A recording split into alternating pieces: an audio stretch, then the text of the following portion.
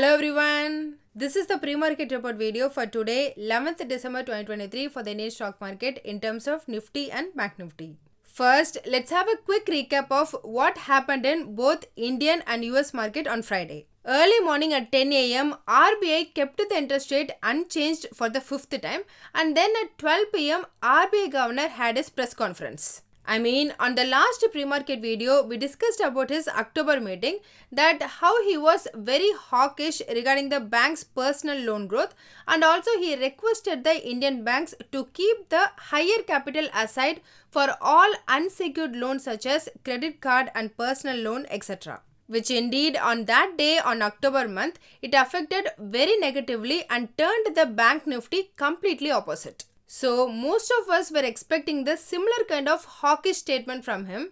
Instead, he chooses not to reprise his previous hawkishness, especially regarding the personal loan growth, etc. In his statement, he did said that he need to conduct more open market operation for the sale of government bonds to reduce the excess liquidity from the banking system. But that's the only hawkish statement he made. Other than that, his press conference focuses more on developing and implementation of regulatory framework for this digital loan like app loan, etc. So those won't affect the banking stocks. Again, possibly to some extent, this is negative for Paytm and app loan related companies. Then he explained why 4% inflation target is very important. He expects India to reach the target only in the next year, July-September quarter. And on the positive side, for the financial year 2024, he increased the India's GDP RBI forecast to 7% from previous 6.5%. So that's the summary of his press conference. Because of this less hawkishness press conference, though there was some volatility, but still Nifty managed to move above 21,000 but haven't able to sustain that. Still, it closed positive of 70 points. Thus, on week-on-week basis, last week was the biggest weekly increase since July 2022. Nifty increased 3.5% or 700 points in 1 week. In case of Bank Nifty, it increased 5.5% or near 2,500 points in one single week. And finally, large cap stocks outperformed the small cap and mid cap. About institutional activities, on Thursday, I was little worried when FII turned as net sellers for over 1,500 crore rupees. But to compensate that, on Friday, FII net bought for 3,630 crore rupees with near double the volume of trade than their regular average trade volume. The whole week was like that only. Regularly, their net trade will be somewhere around 17 to 18,000 crore rupees. But last week, only on Wednesday, it was close, that to 24,000 crore rupees. All other 4 days, it was near 30,000 crore rupees, and on Friday, it was around 35,000 crore rupees. Here, this is conveying two things. They are bringing more money to trade. Either they are losing their position by shorting the market, or they turned bullish on the Indian market, so investing heavily and don't want to miss the boat. Either way, it's good for Indian stock market. And one more thing, most of the time FII don't invest on government stocks or small cap unless they were sure about the stock price. Rather, they prefer the large established company, and that was also evident in the last few weeks. Anyway, regarding DII, they were net sellers. They net sold for 430 crore rupees. Regarding volume, slightly high but close to their regular average trade volume. Moving on, regarding US market, before their market opening, US Department of Labor released the non-farm payroll data and unemployment rate. Non-farm payroll addition came as near 2 lakhs jobs against expectation of 1,80,000 jobs. About unemployment rate, it dropped from 3.9% to 3.7%. Economy-wise, this is a good data, but market don't want this, since this now reduces the probability of Fed interest rate cut in upcoming March month to less than 45% compared to over 65% on Thursday. Because of all this non-market friendly data, US market opens negative, and the entire morning trade it was very volatile and moving between positive and negative side. However, in the afternoon, again AI-related rally resumes as Facebook, Nvidia and Google, all these major three further increased over 1.5%. In the end, Dow Jones increased 0.36%, S&P 500 up by 0.41% and Nasdaq moved above 14,400 and 0.45% up. In case of VIX, from above 13, it dropped below 12.5. Regarding Indian areas, not because of US market but in line with Friday Indian market, all four major stocks closed positive. In fact, except HDFC Bank, all other three closed less positive than Indian market. Then if we calculate the arbitrage, then only HDFC Bank looks more 1% positive, Infosys indicating neutral and others two indicating marginal negative. About GIFT Nifty, Saturday early morning it closed at 21,070. At present, the premium is 120 points, equating it to the spot. For now, it's indicating gap down opening of marginal 20-30 points. Then coming about oil, because of this good US jobs data and also there was an improvement in US consumer sentiment data as well, thus it increased over 2.5%.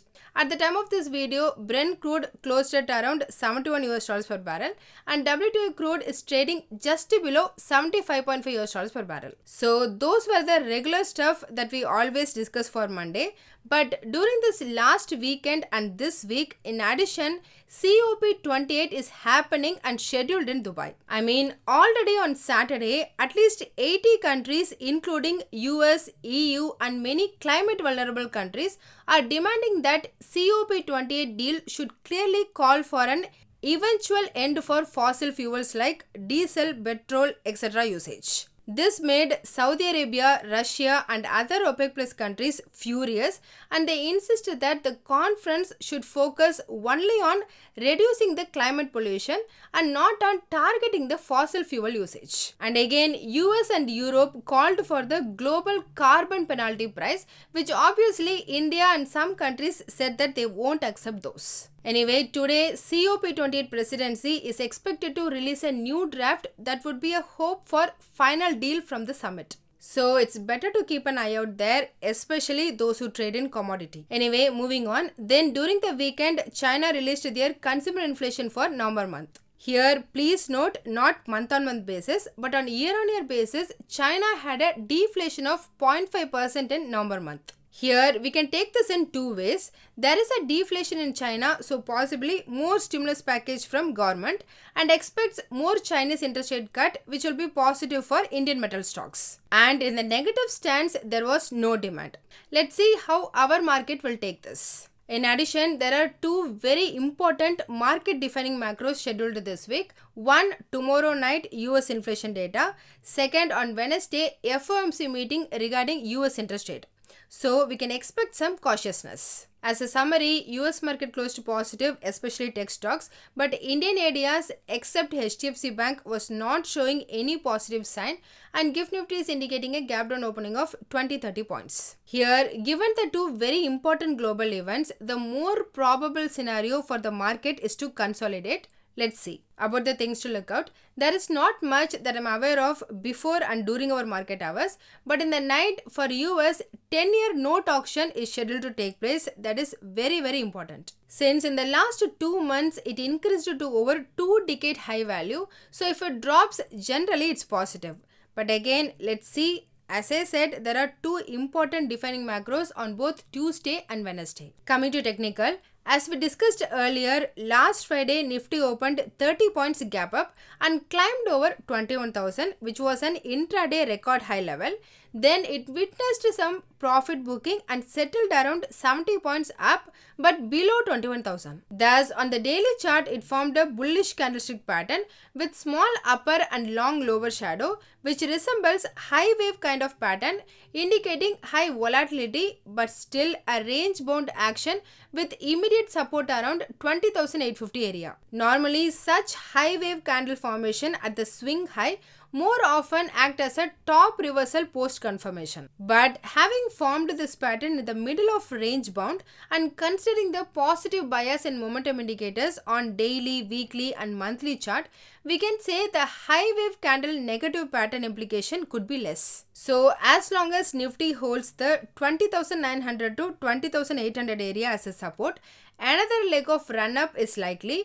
Once it firmly gets above 21,000 mark, then 21,500 to 21,550 is the target to watch, which is over 2.5% from the current level. Hence, the near-term uptrend of the market remains intact and present consolidation or minor weakness could eventually result in Nifty resuming its sharp upside further in the short term. So, the next overhead resistance to be watched is around 21,550, 78.6 Fibonacci retracement level, and immediate support is around 20,850 level. Then, in case of Bank Nifty, it opened 40 points gap down and played a crucial role in the Nifty's upward rally, hitting a new intraday high of over 47,300. Thus, on the daily chart, it formed a good bullish candlestick pattern with above average volume. Hence, for the coming week, Bank Nifty's immediate support is at around 46,500, and until this is not broken, we can expect further upside towards 48,000 or more. On the downside, a breach below 46,500 might stop the ongoing momentum.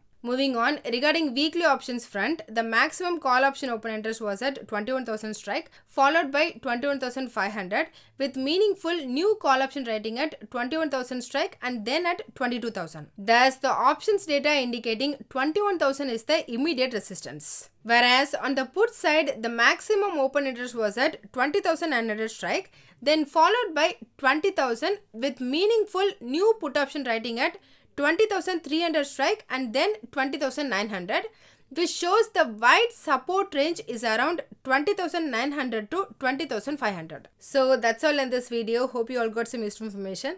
Please consider subscribing to the channel and liking the video so it will help me beat the YouTube algorithm and also motivate me to do more. Please don't make any investigation based on this, as I'm not a SEBI registered advisor. I'm doing this for my and viewers' educational purpose only. Thanks for watching.